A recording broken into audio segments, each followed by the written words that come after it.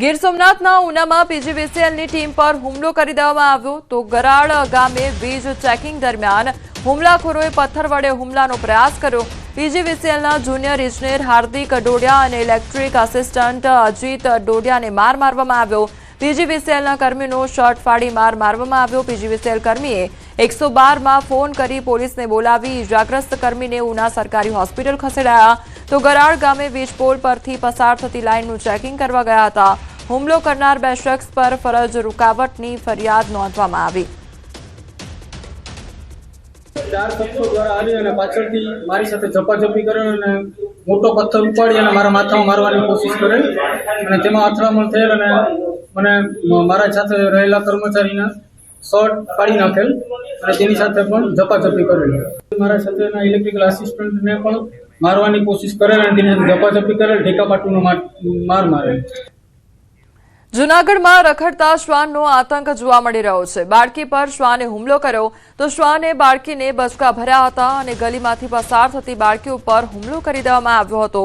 બાળકીને નીચે પાડી બચકાઓ ભર્યા હતા। જૂનાગઢની વાળંદ સોસાયટીની આ ઘટના સામે આવી છે। સમગ્ર ઘટનાના સીસીટીવી ફૂટેજ પણ સામે આવ્યા છે તો સ્થાનિકોએ બાળકીને બચાવી લીધી હતી।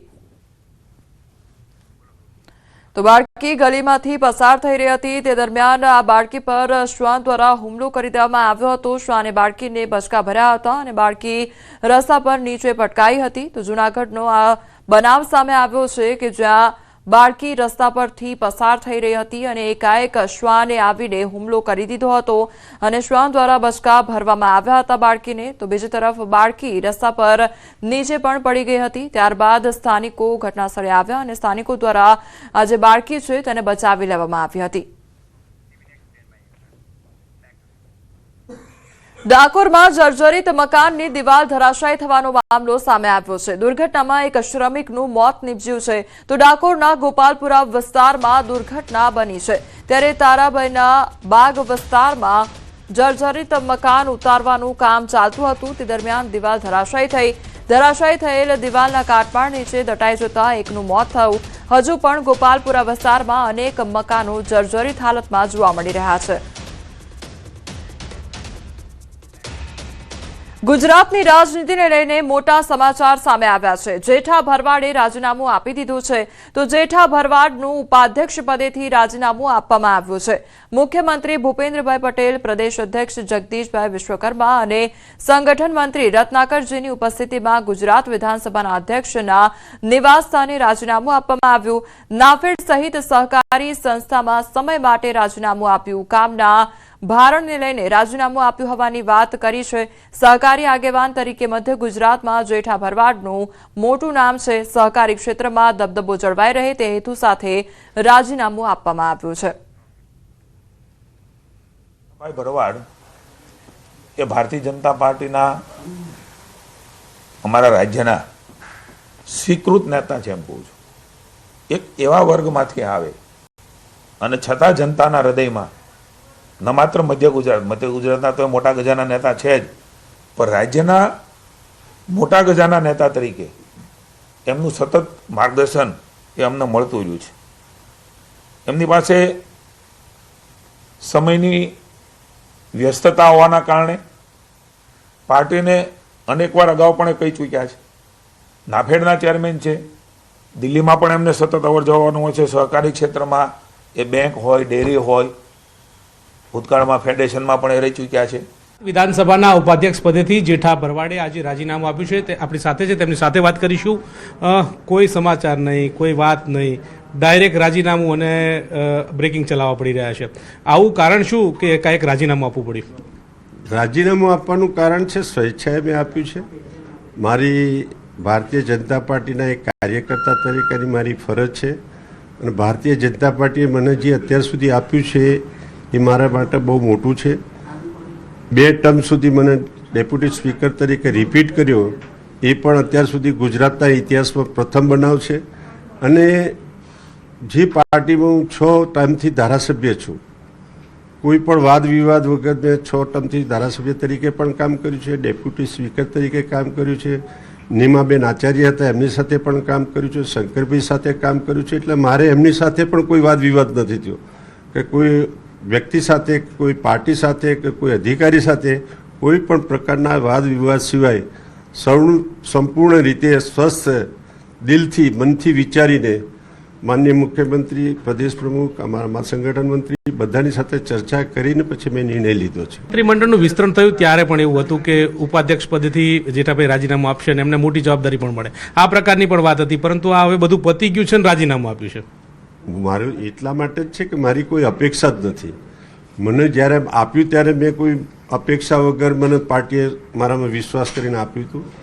ત્યારે બધા જે વાતો કરતા હોય તે પણ હવે તમે બોર્ડ જોશો વિધાનસભાનું તો ડબલ રિપીટ કોઈ નથી મારા સિવાય અત્યાર સુધી. નેક્સ્ટ કોઈ રિપીટ થાય તો વાત જુદી છે, પણ ભારતીય જનતા પાર્ટીએ મને સેકન્ડ ટાઈમ પણ ડેપ્યુટી સ્પીકર તરીકે રિપીટ કર્યો, ધારાસભ્ય તરીકે પણ મને ટિકિટ આપીને ચૂંટાયો. એટલે ભારતીય જનતા પાર્ટી જે કહે આ મારે કરવાનું હોય. સંગઠન બાકી છે, ટીમ બાકી છે, તો ટીમમાં ક્યાંય સ્થાન તરીકે તમે જોઈ રહ્યા છો? આમ તો સંગઠનમાં કામ નથી કર્યું, પણ આ બી એક જવાબદારી મળે તો નિભાવશો, શું કરશો અને કેવી રીતે જોઈએ? કારણ કે સત્તાની સેમીફાઇનલ રીતે સ્થાનિક સ્વરાજ્યની ચૂંટણી પણ આવી રહી છે. બિલકુલ સાચી વાત છે. એ પાર્ટીનો વિષય છે, પાર્ટી જે નિર્ણય લેશે એ પાર્ટીનો છે. પણ હું તો આમ તો સંગઠનનો કાર્યકર્તા જ નથી, હું તો કામ કરવાવાળો કાર્યકર્તા છું. એટલે મને જવાની કોઈ ઈચ્છા જ નથી, કોઈ માગણી પણ નથી. પરંતુ પાર્ટીનો જે નિર્ણય હશે શિરોમાન્ય હશે. અન્ય કોઈ બીજી જવાબદારી જોઈ રહ્યા છો ખરા સહકારીમાં? અત્યારમાં એવી કોઈ જવાબદારીનો ભાગ મેં જોયો નથી ને વિચારતો પણ નથી. પણ મને એક જ મારું કામ છે કે પાર્ટી મને જે કામ આપે એ ઈમાનદારીપૂર્વક કામ કરું. મારા મનથી, દિલથી આ એક મારા મગજની અંદર વિચારો છે કે પાર્ટીને જે આપણા પર આટલો વિશ્વાસ મૂક્યો, આટલા વર્ષો સુધી પાર્ટી સાથે કામ કર્યું, કાર્યકર્તાઓ સાથે કામ કર્યું, તો જે બધા કાર્યકર્તાઓ પાર્ટીના આટલા સિનિયર અધિકારીઓ, સિનિયર હોદ્દેદારો મારી સામે 6 ટર્મમાં કેટલા બધા મિનિસ્ટરો બદલાયા, ચીફ મિનિસ્ટરો બદલાયા, તો એ સ્વેચ્છાએ પાર્ટીના આદેશ અનુસાર કે પાર્ટીને લીધે એ બધા સીએમ હોય કે કોઈ પણ હોય તો બધા ગયા જ છે, સ્વેચ્છાએ જાય કે પાર્ટીના હુકમના કારણે જાય. તો પાર્ટી જે કહે એ કરવાની માનસિકતા પૂરેપૂરી છે ને એમાં કોઈ પણ સંદેહ વગર મેં રાજીનામું આપ્યું છે, પ્રેમથી આપ્યું છે, સ્વખુશી આપ્યું છે, રાજી ખુશી આપ્યું છે. રાજકોટમાં ભાજપ નેતાના ઘરે ઝડપાયું છે જુગારધામ. ત્યારે ભાવદરમાં ભાજપ નેતાના ઘરે પોલીસના દરોડા પાડવામાં આવ્યા છે. વર્તમાન કારોબારી ચેરમેનના પતિના ઘરે દરોડા પાડવામાં આવ્યા. 6 શખ્સોને 2,47,000ના મુદ્દામાલ સાથે ઝડપ્યા છે. 5 વ્યક્તિઓની પોલીસે ધરપકડ કરી છે, તો સિનિયર સિટીઝનને નોટિસ આપી મુક્ત કરવામાં આવ્યા છે.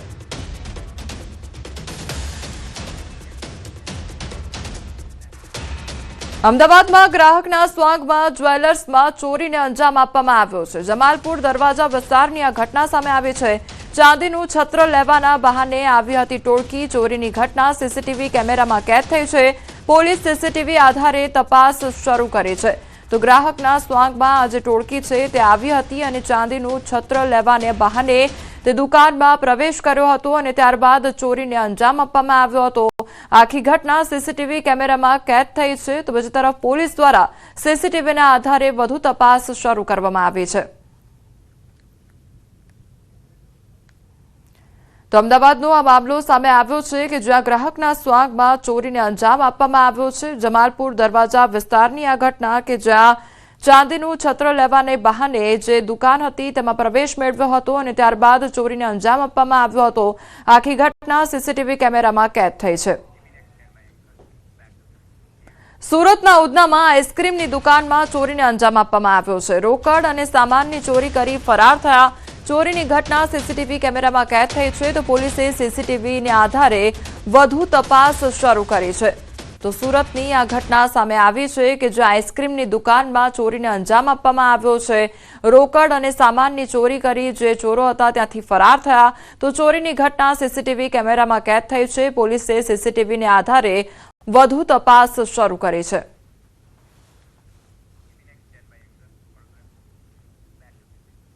વડોદરાના વિદ્યાલયમાં થયેલી ચોરીનો ભેદ ઉકેલાઈ ગયો છે. ચોરીમાં સંડોવાયેલા 3 આરોપીઓ ઝડપાઈ ગયા છે. 16 ડિસેમ્બરના રોજ રાત્રે ચોરી થઈ હતી અને ધાબળા ઓઢીને આજે તસ્કરો છે તે આવ્યા હતા તો આચાર્યની ઓફિસનું તાળું તોડી તસ્કરોએ 4.37 લાખની ચોરી કરી હતી. પકડાયેલ તસ્કરોને મનન વિદ્યાલય ખાતે લાવી ઘટનાનું રીકન્સ્ટ્રક્શન કરવામાં આવ્યું હતું. શિનોર પીઆઈ સહિત પોલીસ સ્ટાફ રીકન્સ્ટ્રક્શન સમયે હાજર રહ્યો હતો.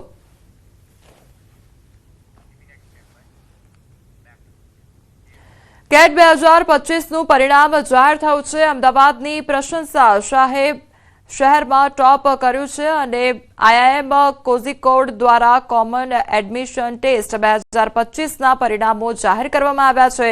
તો દેશભરમાંથી આશરે 2.58 લાખ ઉમેદવારોએ 30 નવેમ્બરે યોજાયેલી પરીક્ષા આપી હતી. ગુજરાતમાંથી 12,000 વિદ્યાર્થીઓ પરીક્ષા આપી હતી.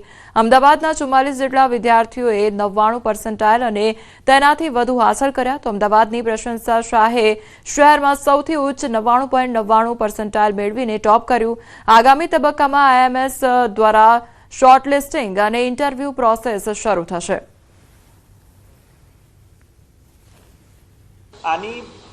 આ પરીક્ષાની મેં પ્રિપરેશન જાન્યુઆરી મહિનામાં શરૂ કરી હતી અને આ પરીક્ષા માટે લગભગ હું રોજના 4 થી 5 કલાકની મહેનત આપી રહ્યો હતો.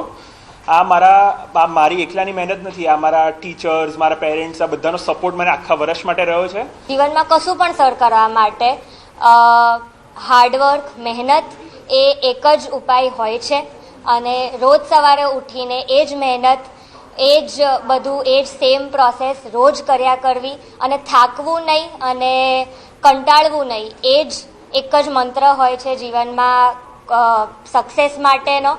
અને કશું પણ અચીવ કરવા માટે એ મહેનત એ એક જ રસ્તો છે.